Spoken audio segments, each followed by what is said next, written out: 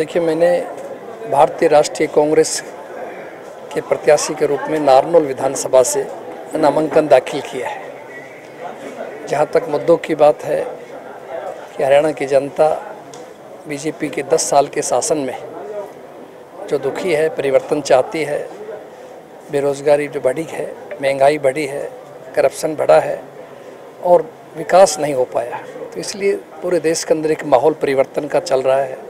और आज अगर सबसे ज़्यादा अगर कोई माहौल है तो हरियाणा के अंदर है, जहाँ लोग मौजूदा शासन को परिवर्तन करना चाहते हैं, बदलना चाहते हैं, जिसकी छाप अभी हमने हाल ही के लोकसभा चुनाव में हरियाणा में 10 में से 5 सीटें जो हरियाणा के लोगों ने दिया और देश के अंदर सबसे सर्वाधिक जो मत दिया कांग्रेस पार्टी को, तो ये बात साबित करते हैं कि हरियाणा की जनता परिवर्तन के मूड में है।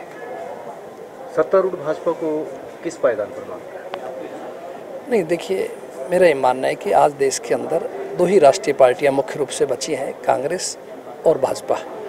तो इसलिए निश्चित रूप से जहाँ भी कहीं है, मैं समझता हूँ भारतीय जनता पार्टी से ही मुकाबला है, लेकिन उनके 10 साल के शासन की वजह से निश्चित रूप से उनका ग्राफ काफ़ी गिरा है। कांग्रेस के मुद्दे क्या रहेंगे चुनाव में? और नहीं, कांग्रेस के मुद्दे यही हैं कि हम खास तौर से हरियाणा के अंदर यहाँ के लोगों को स्वच्छ और साफ प्रशासन दें, ईमानदारी प्रशासन दें, रोजगार दें, विकास दें, गरीब लोगों के लिए, एससी और दलित भाइयों के लिए जो अच्छी स्कीम चलाई हुई थी उन स्कीमों को दोबारा चलाएं।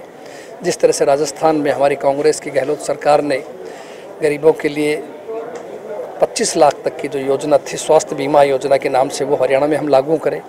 इसी तरह से हरियाणा के अंदर हम बुढ़ापा पेंशन, जो वृद्धावस्था सम्मान कहते हैं, उसको बढ़ा करके महंगाई को देखते लोग कम से कम 6,000 रुपया मिले। बिजली की तेज़ी से बढ़ते हुई मांग को देखते हुए जो उनका बिल आ रहे हैं, 300 यूनिट बिजली फ्री दी जाए। राजस्थान पैटर्न के ऊपर 500 रुपये में गरीब लोगों को सिलेंडर दिया जाए।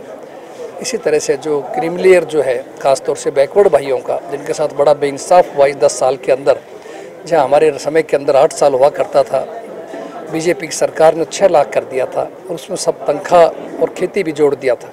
उसको हमारी पार्टी घोषणा, हमारे राज आने के बाद दोबारा हम उसको 10 लाख करेंगे। हरियाणा में कितनी सीटों पर दावा जता रही है कांग्रेस की? कितनी सीटें मिल पाएंगी कांग्रेस को? देखिए, मैं समझता हूँ कि आज का जो माहौल है उसके मुताबिक मैं समझता हूँ कम से कम 70 सीटों से ऊपर कांग्रेस पार्टी का विश्वास है कि लोग हम पे विश्वास करेंगे और पूरे हरियाणा में छत्तीसगढ़ बिरादरी के सहयोग से एक बहुत ही अच्छे और भारी बहुमत के साथ कांग्रेस सरकार बनाई जाए। क्या करें? देखिए, आज 12 तारीख को एक निर्दलीय प्रत्याशी के रूप में मैं फॉर्म भरने जा रही हूँ। पूरी छत्तीसगढ़ बिरादरी के सहयोग से, उनके आशीर्वाद से, बड़ों के आशीर्वाद से मैं ये फॉर्म भरने जा रही हूँ। तो सभी के प्यार सहयोग के साथ हम इस लड़ाई में लड़ेंगे और जीतेंगे। मुद्दे क्या रहेंगे आपके चुनाव? मुद्दे जैसे कि पिछले 2016 से 2022 तक मैंने नगर परिषद के चेयरमैन के रूप में भी काम किया, तो भली भांति परिचित हूँ कि हमारे क्षेत्र में क्या क्या समस्या है और पूरे विश्वास के साथ कहती हूँ कि मैं अगर इस सीट पर बैठती हूँ तो अपने क्षेत्र के लिए पूरा काम करूँगी और सबको साथ लेके काम करूँगी। देखिए, समाज के जब भी कोई आदमी अपनी राजनीति शुरू करता है तो सबसे पहले अपने परिवार और अपने समाज से शुरू करता है। तो मेरे समाज का आशीर्वाद है मेरे ऊपर और पूरी छत्तीसगढ़ बिरादरी का आशीर्वाद है मेरे ऊपर, तो मैं उन्हीं के सहयोग से सारा काम करूँगी। देखिए, वो पार्टी ने जो निर्णय लिया, कहीं ना कहीं मेरा मानना है कि जब कोई पार्टी का कार्यकर्ता फील्ड में काम करता है, पूरी जी जान से मेहनत करता है, तो उसे मौका देना चाहिए। नॉमिनेशन भगवान की कृपा से, गणेश जी की कृपा से और जनता जनार्दन की कृपा से बढ़िया ढंग से हो गया। आज एसडीएम साहब बैठे, वो भी मेरी लाई हुई चीजें आपको तो पता है, नहीं तो वहाँ नानोल जाते थे और अब यहाँ सारी वो चीजें आएंगी। और नागर चौधरी में जो अधूरे काम रह गए हैं स्वर्गीय चौधरी खुशाराम जी के, मैं सेवा करना चाहती हूँ जनता की। निजामपुर एरिया में नहरी पानी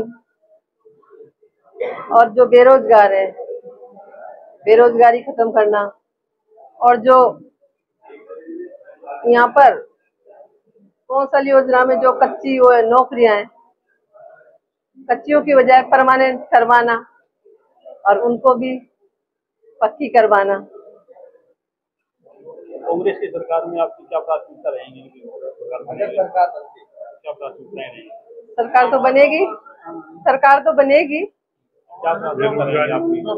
प्राथमिकताएं क्या रहेगी? प्राथमिकताएं मैंने बता दिया, नहरी पानी लाना, नहरें बनवाना और बेरोजगारी खत्म करना।